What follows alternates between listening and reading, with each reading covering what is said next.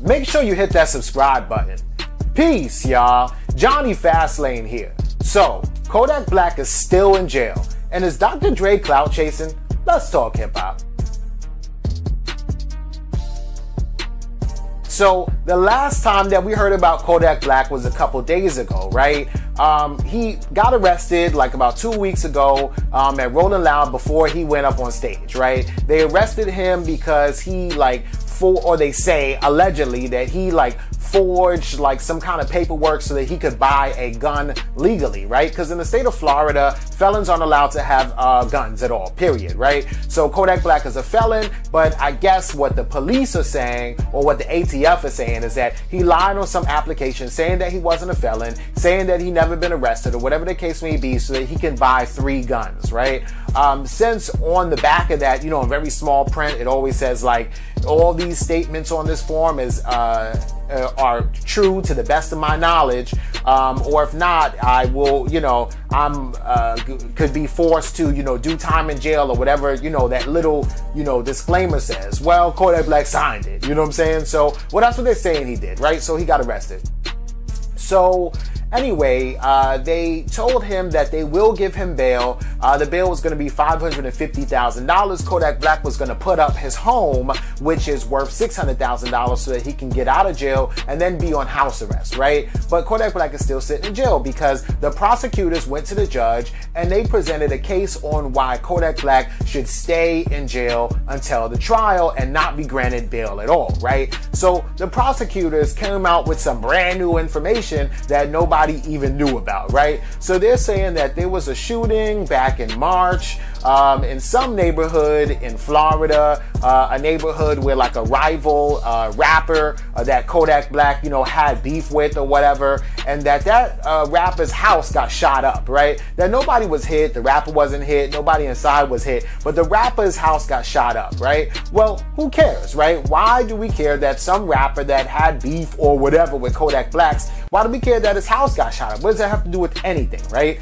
Well, the police are saying that there was a gun that was left at the scene of the crime. Somebody just tossed a gun out the window of a car or whatever, right? And that gun had Kodak Black's fingerprints on it, right? And also one bullet in the chamber, showing that gun jammed, right? So the gun never got to fire anything. So whatever gun that left all the holes in the rapper's household or whatever like that wasn't this gun. This gun had never shot a bullet out of it because it jammed right then and there. So there's a bullet stuck in the chamber and it has Kodak Black's fingerprints on it, right? Okay. And then they said that they found a rental car about 14 miles away from that crime scene, which also had Kodak Black's fingerprints in it, in the car. Then also the police checked the GPS of the car, and the GPS, the last location that the car was at the scene of the crime, where somebody typed in the GPS, hey, we going over there to whatever, shoot the nigga up or whatever like that, right? So it's looking kind of crazy, right? So now they're trying to say that it was Kodak Black that was in the vehicle, who rented the vehicle, and the vehicle was rented in Kodak's name, and then they're trying to say Kodak Black went there to try to shoot at the guy's house or whatever like that, but his gun jammed, right? Well, clearly there was another gun in the situation, because no bullets that left out of the gun that had Kodak Black's fingerprints on it went into the house, right? So that means that maybe Kodak Black was with somebody else, right? Or maybe it wasn't Kodak Black at all. Maybe one of Kodak Black's homeboys or somebody from his crew took his car and his gun unwillingly and didn't even know and didn't even tell Kodak Black what was going on, and then decides to carry out this thing on his own, right? We don't know, right? Because if I have a close friend and I got my car downstairs and my gun is in my car and the nigga hops in my rental car, not even my car, a rental car, so I don't know.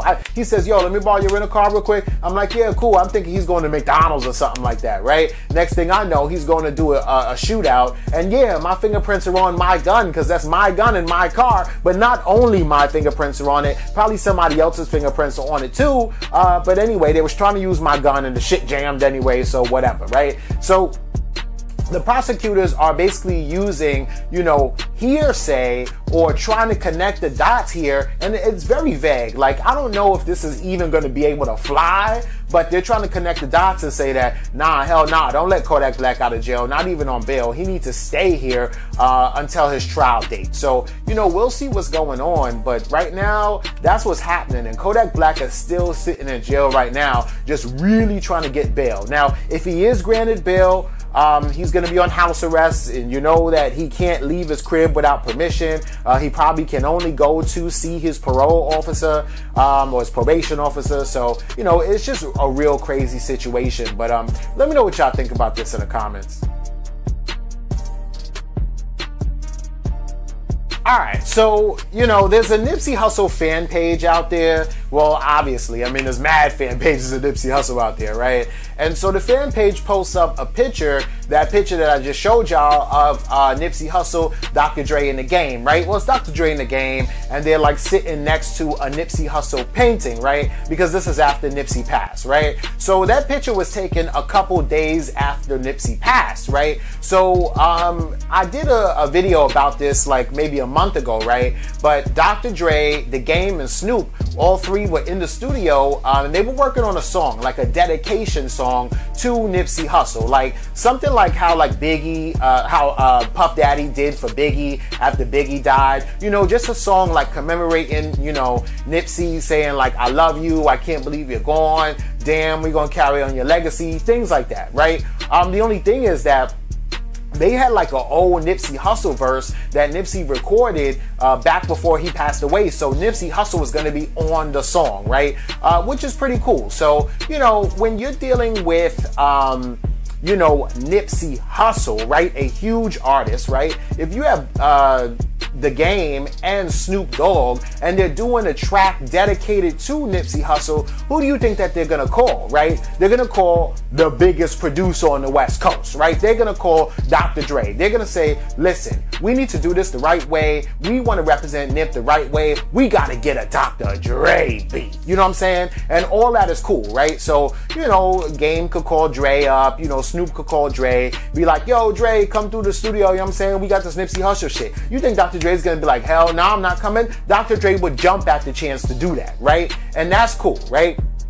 But here's the thing though, right? So before Nipsey Hussle passed, he did an interview with Bootleg Kev, and he basically explained his relationship with Dr. Dre, right? And, I'm paraphrasing here, but basically Nipsey Hussle said that he feels like Dr. Dre is ignoring him, right? Or, and he also named by name Dom Kennedy and YG, right? And basically said, like, if Dr. Dre is a legend in the game, right? If Dr. Dre is a big homie in West Coast hip hop, if he sees people like myself, Nipsey, that's what Nipsey was saying. If he sees people like myself, like YG, and like Dom Kennedy, that I would maybe not align myself with them or give them any kind of financial backing, but I would at least, come down, and say, yo, I see that you're doing your thing. Keep grinding, young boy. You know what I'm saying? Oh, yo, you holding it down for the West Coast. This is the new West Coast. I see what you're doing. I feel you. You know what I'm saying?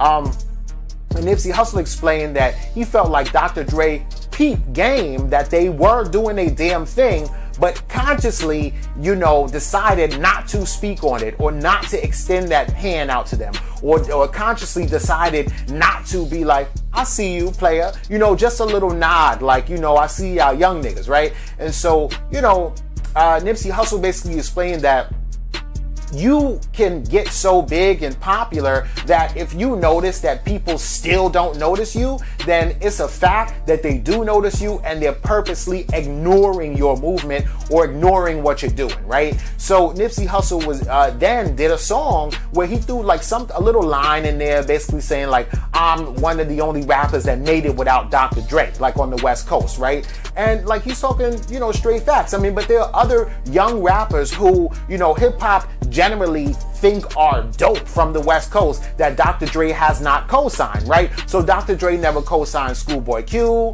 YG, Dom Kennedy, Tyler the Creator, or Nipsey Hussle, right? And all of these rappers that I just named are pretty dope in the West Coast and, you know, nationally, you know, throughout hip hop, period, right? So why wouldn't an OG from California really pay them any mind, right? But I honestly think that, you know, Dr. Dre just really don't fuck with niggas. Like, he's probably very hard on other rappers, right? He probably feels like, I'm Dr. Dre, and that rapper doesn't even deserve to talk to me.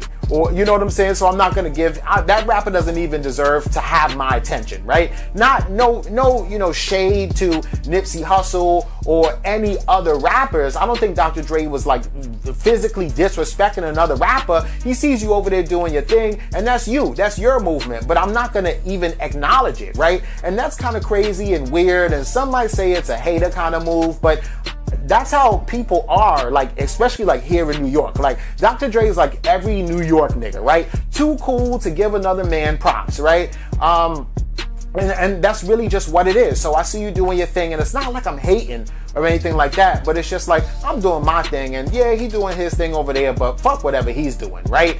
And then, you know, Nipsey Hussle gets killed.